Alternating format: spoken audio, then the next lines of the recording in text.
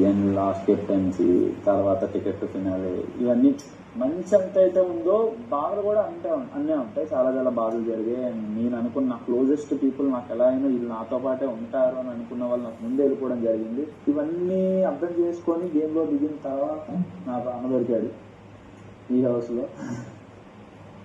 కలిసి ఆడాము, కలిసి ఉన్నాం. బిగ్ బాస్ హౌస్లోకి వచ్చిన తర్వాత ద ఓన్లీ చేంజ్ అదే మనుషులతో త్వరగా కలిసిపోవడం, ఏదైనా ఏదున్నా సరే.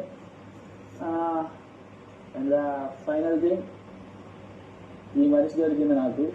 ఈ పర్సన్ వచ్చేసరికి ఏంటంటే మనతో పాటు ఆలోచించి అవతల వాళ్ళ పర్స్పెక్టివ్ కూడా ఆలోచించి ఫస్ట్ అర్థం చేసుకునే మనిషి ఈ మనిషి Tanuja.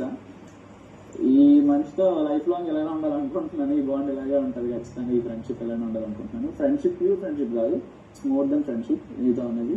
And I was very thankful to Bigg Boss నాకు ఇంత మంచి అవకాశం ఇచ్చినందుకు. నేను అస్సలు ఎక్స్పెక్ట్ చేయలేదు ఇలా వస్తానని బిగ్ బాస్ హౌస్లోకి. Thank you so much. నేను ఇంకా కొన్ని చెప్పాలని అనుకున్నా. ఇది నా చెప్పండి. తను దొరికాడు నాకు ఒక కొడుకు.